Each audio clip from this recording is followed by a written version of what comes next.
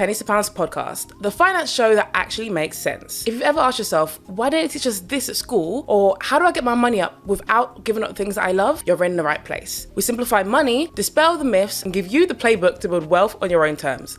Because money moves fast, and it's time that yours kept up. Welcome back, everyone. I'm excited to bring you another episode of the Pennies to Pounds podcast.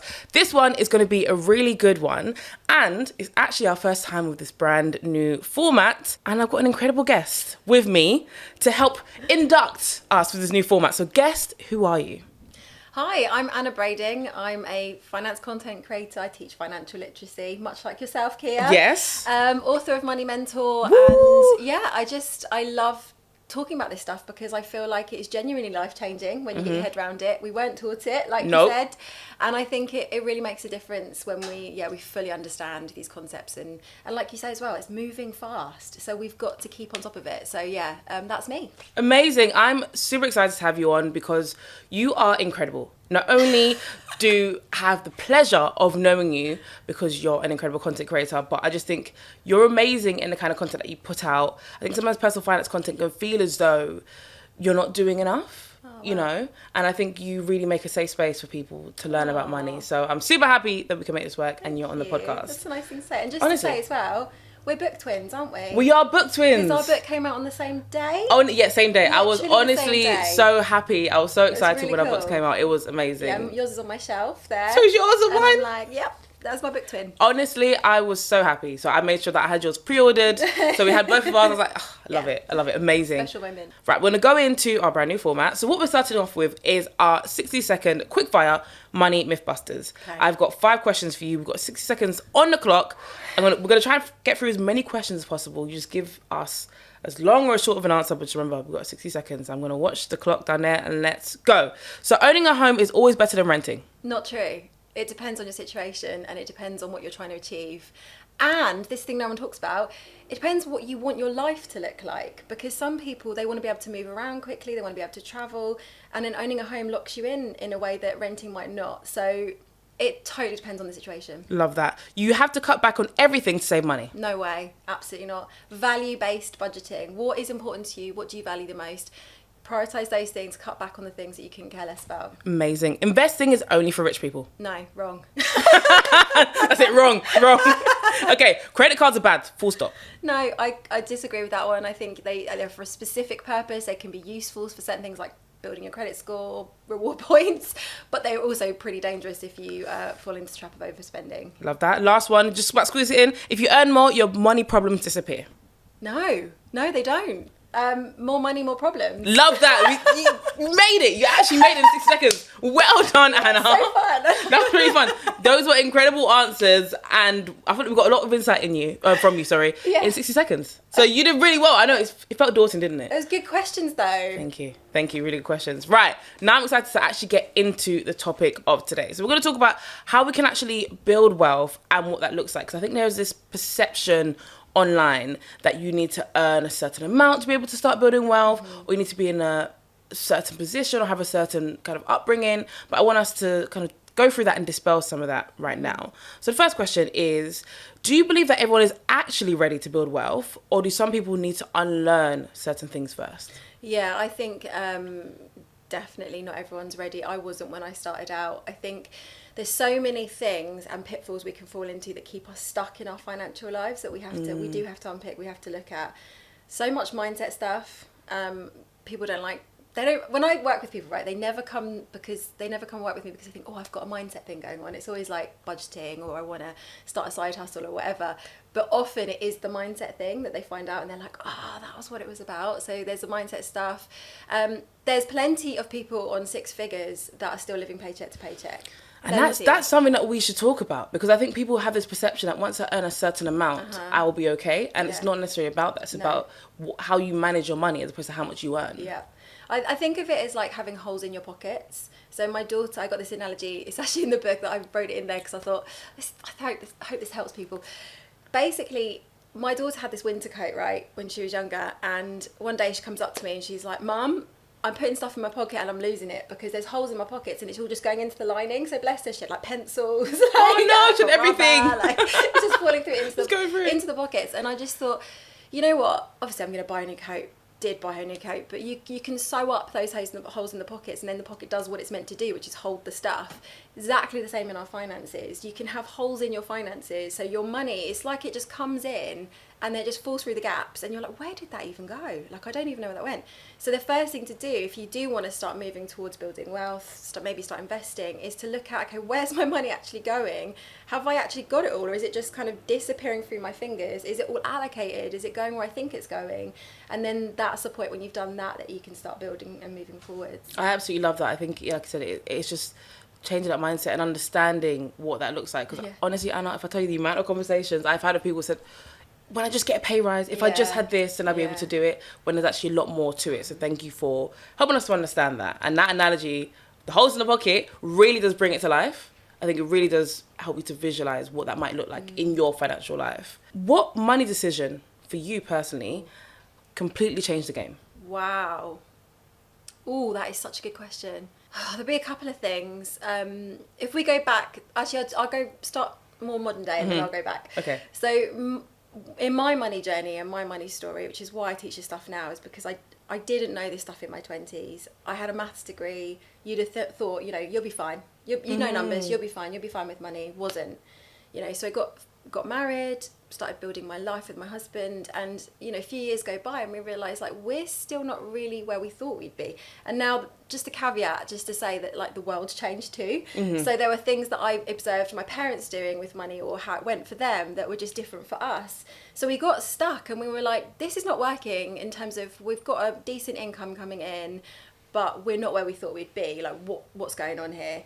And so I think the big change for me, the thing that really unlocked stuff for me was like just that understanding and that realization that there's stuff about money you can learn that we never got taught, and you can learn it, and anyone can learn it, and it's so easy to learn now. So easy to learn it, and back then it wasn't so much, but there were a few books that I picked up and they just opened my eyes, and I just thought, wow, there's so much I didn't know.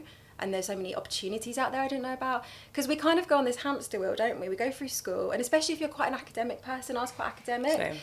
And I wanted to do well at school. It was really important to me. So it was kind of like, okay, so you've got your GCSEs, then you've got your A-levels, and then now what? You're going to university. Okay, so you do well at university. And then it's like, bam, become an employee. And for me, I'm well creative as a person. So I just didn't do well in that world.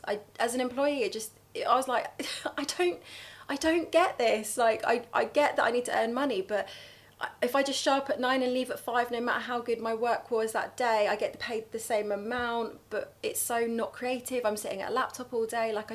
It just wasn't, I wish someone had taught me about entrepreneurship. I wish I'd known about starting a business. I wish I'd known all these things that I know now. So I think when I got that light bulb moment of there are other ways of doing this, there's other ways to earn money that are just as valid, that was like a huge shift. Massive. And then if we go back, the thing that I learned, which I don't really talk about loads, but I want to start talking about it more, is I got taught, one of the things I did get taught growing up was giving. Oh, I love that. Important. It was just a part of my life. So as soon as I got my first paycheck, money goes out, and that's just what you do. And it's a habit as much as saving is a habit, because then as you grow and your income grows, it grows too. So you don't wait till you're rich to start giving and giving back and doing those cool things that everyone talks about. When I work with people, they're like, oh, I'd love to do this in my community. I'd love to do this. I'd love to do that. We can start small. You can start really small, and then as your income grows, you can grow that with it. And so for me, like learning that and then doing that and then doing it consistently my whole life has just been just such a joy, and such a I'm just so glad that I got taught that when I was younger. I think that's such a lovely lesson, because like you said, everyone wants to give back, but once they reach a certain amount. But I think it's because, and I did fall into that in the beginning, you have this kind of grandiose idea of how you're going to give back, and I'm going to do this massive thing, give back to 1,000 people. When really and truly you can give back to one person. Absolutely. And you've really done that. And then, like you said, as your income increases, you can increase how much you give back. But I think it's because people have this idea that I'm going to change my whole community and feed everyone, and no one's going to go hungry. But that is so big that you do have to wait forever, but you don't in reality. And I think the point where you made on entrepreneurship, so I was like you, very academic, went through school, went through sixth form, and I'd always run businesses. Right. So I started at 9, and then, so that was primary school, and then I ran the entirety of secondary school. I was selling cookies and donuts. Then when I got to sixth form, I was wholesaling hair products. So that was always there. However, it was never encouraged. So I never saw it as something that I could actually do. I could never really be an entrepreneur. I just thought it was something I could always just make money on the side if I need to, but that's it. However, I'm like you. I'm very creative. And I don't know if I could be in a space where my creativity can't shine. Because the amount of ideas I have, honestly, I think you and I should just write a book and just sell the ideas. Just be like, here you go. They're all going. You're on. I'm game. Yeah, I'm game too. We just write down all our ideas and sell it to the highest bidder. There you go. Because there's so many ideas I have every single day that I think that's equally as important to learn. There are other options for you, like you mentioned. Absolutely. So that's great. Thank you for sharing those. That's all right. I think that those are really helpful for people to understand and learn. Now, we're going to social media. Social media, as everyone listening and watching knows, is where majority of people get their information. I think there's a stat that came out that says 76% of Gen Z millennials get their financial education online on places like Instagram and TikTok. So it is huge when it comes to that. However, as much as there's great people like yourself, there are not so great people, not so great pieces of advice. So I want to ask you, what's the worst financial advice or financial tip that you've ever heard on social media? Oh, that's a great question. I mean, there's loads of junk out there. You're absolutely right. There's loads of just risky things, or the you can just quit your job and then you'll be on 10k a month next year, like, or just next week, and it's just like, oh, for goodness sake, it's not how the world works. There's all of that, but then here's the thing. Okay, it's not a specific tip or something someone says. It's one thing that really bugs me is the tone. So there's a lot of shaming. Yeah, there is. There's a lot of shaming people for not doing well in their finances. And some people actually really love that tough love kind of approach of like, you're an idiot, you're in debt, what are you doing? Why are you going into a restaurant? Why are you drinking coffees out if you're in debt? And it's like there's this tone of like real shaming and calling people out. And some people really love watching that stuff, but I find that really difficult to stomach, because I feel like shaming people because they weren't taught how to handle money and now they're in a bit of a pickle is awful. Mm-hmm. I think that's not the way to do it. I think that you've got to understand that everyone's got their own situation going on. You don't know the context. I just think we shouldn't be using that kind of tone with people, and I see a lot of that, and I don't get it. I don't like it. I think a lot as well comes from America. Yeah. If you've ever watched like American financial education videos versus UK, Americans like to be berated. They like to be told. No, they do. I genuinely, they love to be berated when it comes to their money. Honestly, the content is so different. Yeah. They like to get told, what, you spent that much? How are you broke? You're in debt. Yeah. They love that. And they eat it up. But I think if you said that in the UK, obviously there is always a subsection of people who enjoy that kind of content. Yeah. But I think generally across the board, people want to feel welcome and embraced. You know, wherever you are in a situation, you can join us and we'll help you, as opposed to saying, you're dreadful, you're like this because you were bad with money and you kept getting coffees. That's how they are in America. I think it's slowly seeping into the UK, but I'm with you. It's not my kind of financial content that I want to see. Okay, so what's one money tip then you would give your friends, but you wouldn't post online? Oh my God. Oh. Well, we're posting this online, so now it's going to be online. Okay, well now it will, but prior to this. Oh, okay. I'd give to my friends, but I wouldn't post online. I think there's a lot of conversations you might have so hard. Yeah. in your friendship groups about money. Doesn't need to. Yeah. What would you say to your friends that you maybe wouldn't necessarily make a video on, per se? That is such a hard conversation. I think there's so many topics that come up now. So I'm about to turn 40 this year. So my friends are all kind of at, my school friends and that, we're all that age. Mm-hmm. And we've seen each other go through so much stuff. We've been through a lot together. So there's that kind of, that history of kind of, you did this once, I did that once. And we have a lot of, laughs about that stuff. But then these finance conversations do come in from time to time. And you're like, well, what are you doing here? And how are you handling that? And yeah, it's really tricky. I think, oh my gosh, I know I stumped you that question. I've never been actually stumped like this before. This is great. I love it when I come up with questions that stump the guest. It's very good. I think it would be around just the way the world's going and just how things are now. Mm-hmm. And we talk a lot about how difficult things are for people. It's really tricky. Relationships, how it's so hard in relationships now to figure out these things, and how you've got like lots of people saying you should never combine your finances with your partner, and then you've got other people who combine all their finances with their partner, and it's quite polarizing, that kind of stuff. I think buying houses, it's tricky, because we talk a lot about that, about how do you even do that? How do you even get on the property ladder, or how do you scale up when you've run out of space and you need a bit more space because you started having kids? But yeah, I think we probably talk a lot about investing as well. I'm very careful what I talk about with, when it comes to investing online, but I think we can talk a bit more freely behind closed doors. But yeah, I think the point is, though, we should be talking with our friends about money, and we should have like candid conversations to the point we feel comfortable, right? I don't disclose like figures. Some people are like, oh, you should tell your friends, everyone should disclose how much savings they have. I'm like, why would you do that? Like, if you don't feel comfortable, don't do that. Like, there's a lot of emotions around money, and even what your earnings are and things. I don't think you should necessarily have to disclose all this stuff, but I think the point is having conversations about money in some regard is really important. I agree. And just like that being a normal thing. I agree. I think when it comes to actually having those conversations with friends, I found it in my friendship groups that my friends are super happy talking to me individually about money, but when it comes to a collective, there was almost this like, oh, I don't know where everyone's at.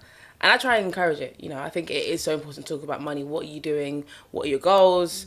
Are you saving into a pension? What does that look like? You've moved jobs, those kind of things.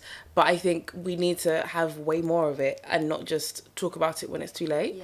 Because I have a friend at the moment who is going through the home buying process, and it's amazing, and we're like overjoyed. And in that same conversation that she announced it, she was like, so when it's time to go out, please be mindful that I don't have money anymore, because all my money's going to the house. So make sure the stuff, if we go out, is free or very low cost. Relatable. Because, I can't afford it. But that was such a candid conversation that I think a lot of people, for me, obviously that's normal, but a lot of their other friends felt like, oh, wow, you actually said that. And it probably made them feel more empowered to voice, when they're feeling things are a bit tight, you can just say it, and everyone's like, okay, yeah, it makes sense. I agree, and I think it's really important. I think the moments like that are a real test of friendship, because I think everyone's going to have these phases in life where hopefully you've got a bit more cash, available, and you're feeling a bit more like spendy, and then other moments like that where you've bought home and you're like, there's zero, like we've wiped out just to get this house. Yes. And I think that can be quite difficult, because especially if you're in a bit of a mismatch of this person here in the group, they're earning really well, this person's not so much at the moment, that person's just lost their job. That can really test friendships, and it can be really difficult, especially if there's like events you want to go to, like hen do's, stag do's, trips, and for some person that's easy, it's an easy yes, and for somebody else it's really hard to find the money. And I think it's just really important to say about like bearing with people and kind of patience and trying to be understanding, and they might make a decision that you don't get, but actually it's an emotional thing, and they might be really stressed. So, I mean, bringing feelings into the conversation, like, how are you doing? Like, how are you feeling about this? Okay, you said you can't come, but what's going on? Like, do you want to talk about it?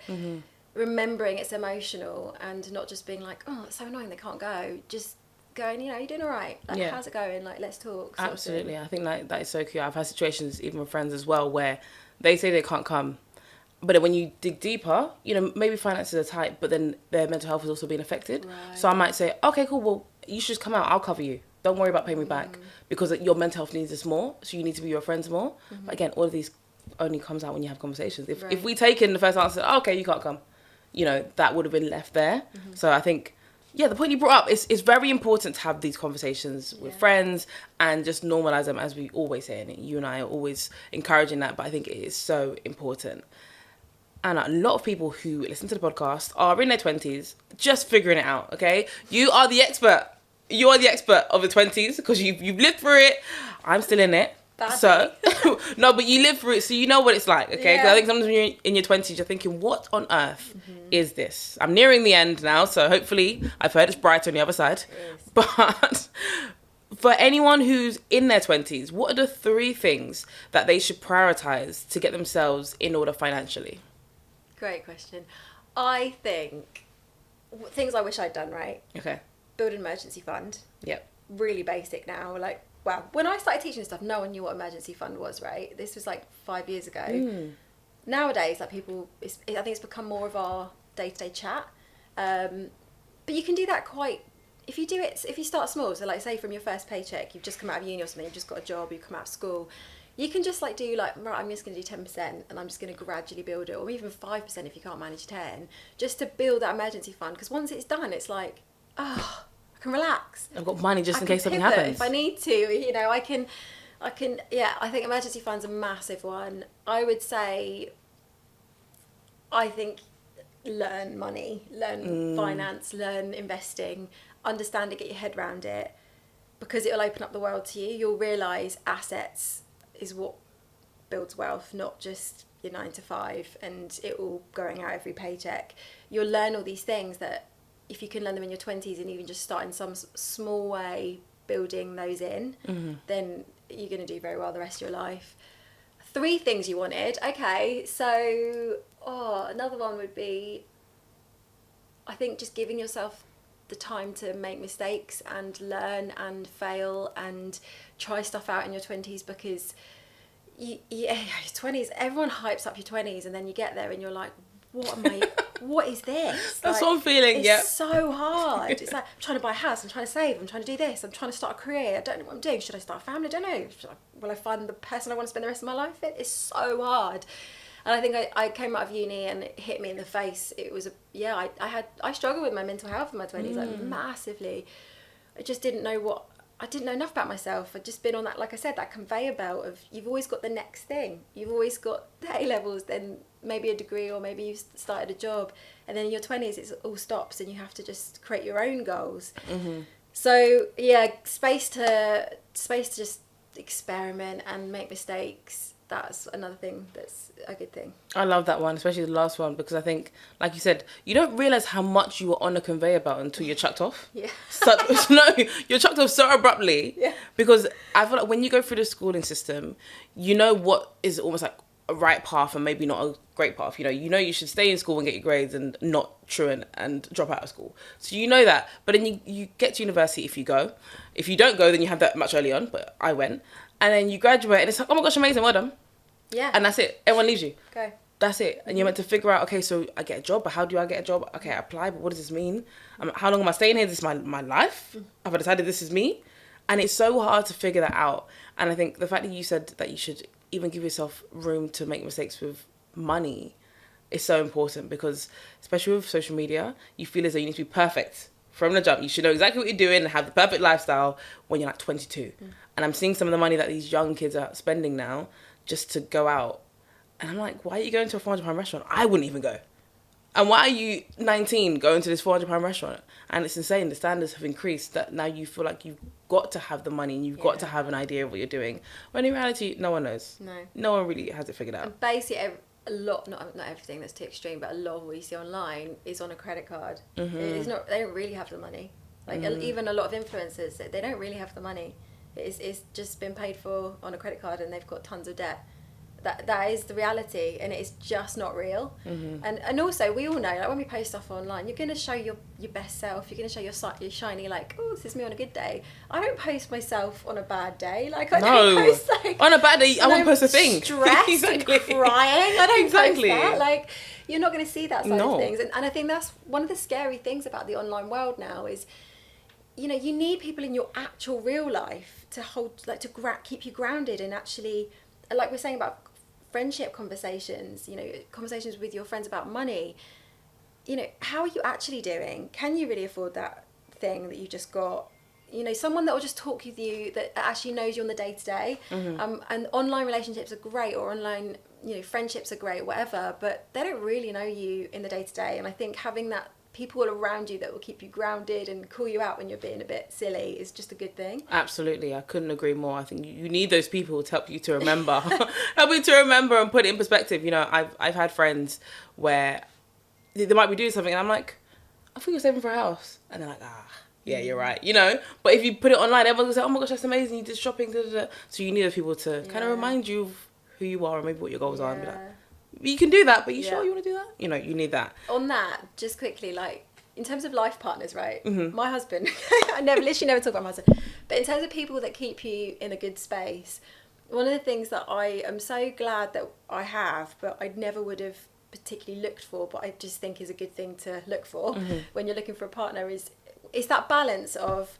we will happily save for a big goal together. We think big as a couple, like together. When we're having money conversations, we're like, we should go for this. We should try and do this. Yeah, cool. Well, let's take this risk, or let's be really sensible here so that we can build this savings pot. Really good on that. But he's also the guy that will be like midweek, nah, let's just sack it off and go to the restaurant. And it's that lovely balance of like, and he's like, keeps, you know, generosity. He's like often more generous than I am with people, and like pushing me to be more generous. And I think, you know, in your 20s, again, coming back to that thing of like, some people will be looking for the right person. And, you know, one of the biggest reasons couples don't last is because of finance problems and difficulties in relationships around money.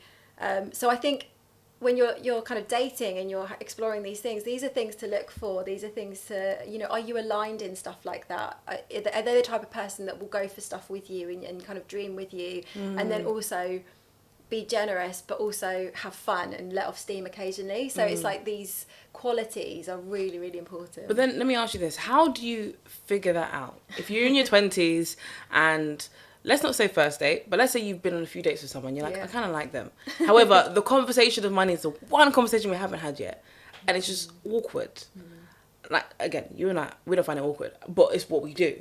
But for most people, I understand it's an awkward conversation. How do you ask, you know, not necessarily how much do you earn? I don't need the figure, but what are your goals? Are you saving towards stuff? What kind of spender are you? Are you a splurge, or do you just spend because life's short? I've heard that people just spend all their money because, oh, I can't take it with me, so I just spend it all today. You know, how do you bring in those conversations from early to understand if you align with someone?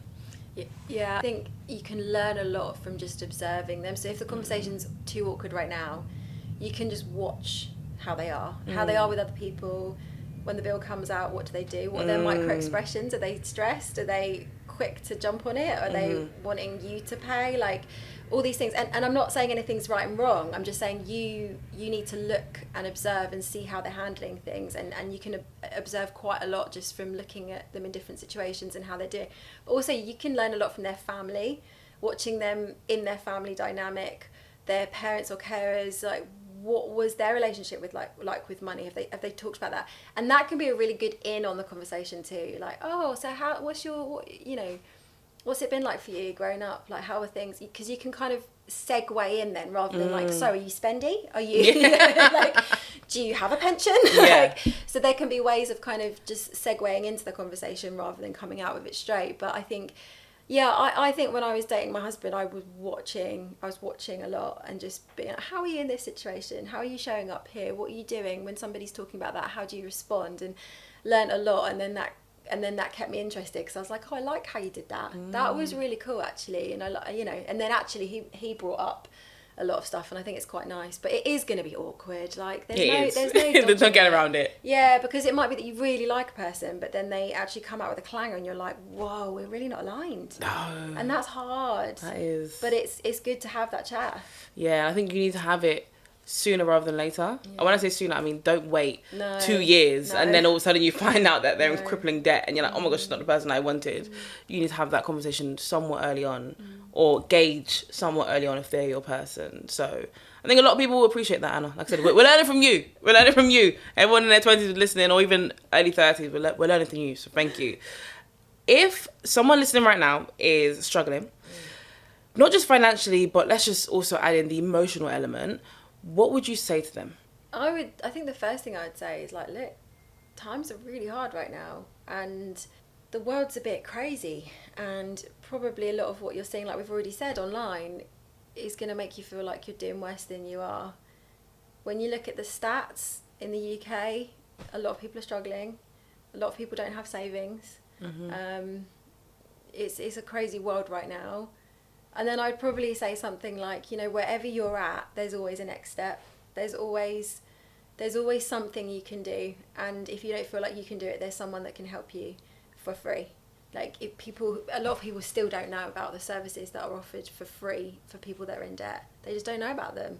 And I think there's incredible charities out there that will just literally walk with you step by step through getting you back on your feet and guide you and not ask for any money. Just they're there to serve you. So that's really important. But I think a reassuring voice in those moments is really helpful. And I think helping them find that next step, the first thing they can do that they feel, actually, yeah, I could do that. Whether that's starting, looking at their budget, or getting them to look through their accounts and seeing where their money's going. That might be too big a step right now. There's lots of things you can do, but it's finding, okay, I can do that. Let's do that. And then let's see that work. And then let's do the next thing. And then let's see that work. And then you build from there, I think. I love that. I think, you've just taken that step. I think sometimes the tendency to feel overwhelmed and to stop. Yeah. And stopping it feels like the thing you should do, but it's probably the complete opposite of what you should do. You should figure out what the next step is. And like you said, there are so many charities and so many places that are just willing to help that people should be aware of. So we'll make sure we'll put it in the episode description, and all the links will be there if you need that help, because it's there. So you may as well make use of it. Yeah, agreed. And take it on. Before we round off, when we get to our last game of the episode, because I know you love the first game, I want to talk to you about your book. Oh, okay. I'm excited. I want you to talk to us about your book, because for me, as book twins, I obviously have your book. I was very proud of you, and I read your book. And to me, your book feels like it just sits at that intersection of money, confidence, and identity. Right. And I think not a lot of books bring that in. So I want to ask you, what inspired you to write it, number one, and what do you hope readers take away from the book? So everyone, this is the point where I highly encourage everyone to buy Money Mentor, but what inspired you to write it, and what do you hope people take away? I think, so firstly, I got asked to write it, which was one of the most weirdest days of my entire life when I got that email. Yeah. I did not see it coming. I did not Really? see it coming. I was just posting videos, content online, and then I got this email and I thought it was spam, because I was like, dude, like, what is that? Who is this publishing company? What? Wasn't spam, and I was like, wow, this is not what I had on my bingo card, like, literally. So that was incredible. So then I had to get over that and be like, well, I knew straight away what I would write about, because I already was teaching people and I already saw it working. So I was like, that is what I want to put in a book. I just want to take people on a journey of, I'm stuck, don't know what I'm doing, to I'm now thriving, moving forward, I've got my foundations done, and now I'm like looking at ways to multiply my money and grow it in the future. So that's what I knew that I wanted to do. But it was a real shocker, and I'm so glad that I got that opportunity. It's one of the most amazing things I've ever had the privilege of doing in my entire life. I'm sure you'd say the same. Absolutely. It was just like such an incredible journey. I loved writing it, and the reason I loved writing it is because, so I had this mad panic at the start, right? So I had this lovely editor, Holly, who was coaching me through the whole process, and she was like, I had this got the contact her in the summer. And then I had a lunch with her, and I was sitting there, and I just had this like bit of a breakdown. I was like, okay, so like, I'm just really worried, because like peers are going to read this, and they're going to like, what if I say stuff wrong? And I was literally having like one of those crisis moments. And then she just said the most amazing thing to me. She was just like, you're not writing it for your peers. You're not writing it for these like amazing experts. They know this stuff already. You're writing it to the people that you talk to online. What do they need to hear? And then I got over myself completely, because I realised, get over yourself, Anna. Write this as a letter to them. Like, write it like you're literally writing them a letter saying, like, guys, I see you, I've got you, this is what you need to know. And then that just set me off, because I just got into a little routine. I sat in a little cafe, wrote it all pretty much in this one spot in one cafe, and I just wrote it like from my heart, like a letter, start to finish. And I was just like, okay, this is what I needed to write. So there we are. It's an incredible book, and it's amazing to sometimes get the behind the scenes of the process. Because everyone sees the finished product, but no one knows what actually went into it, and the thoughts that you have going into it and writing a book. So I completely understand. I felt the exact same way when you're actually writing books, but it's amazing. Now it has to be the most important question. Would you write another one? I would love to. Would you? I loved the process. Like we were saying earlier, being creative people, like when you get into a groove when you're being creative, it's such a lovely thing. You just kind of like, it's just, some people hate writing books, and it's like one of the most painful things they've ever had to do. Not me. I loved it. I sat there and I was like, this is a privilege. Like, I can't believe I get to do this. I was like, this is so cool. It was hard, don't get me wrong, like hard, but I loved it. And I think I would love to write another one, but I think I don't want to write something unless it needs writing, if you see what I mean. That's so exactly how I felt, yeah. Right. So it feels like if I found the thing that I think needs saying, I would be like, cool, I'd love to do that. But right now I feel like there's stuff that I'm experimenting with. I'm teaching more on, I'm facilitating, I would say, teaching more on investing. I feel like, especially with the gender investment gap in the UK, I feel like we just need to do more to help women feel confident investing. I agree. And so I'm trying to do things with that at the moment, which is all very experimental at this stage, but feels important. And I don't quite know how that's going to look, but I feel like I need to just run that course and just like run the course of that, and just see how that goes before I start anything else. But would. You would. I love that. So we're going to see a new one. Yes. But the way I described it, I just want to preface it, I have no kids.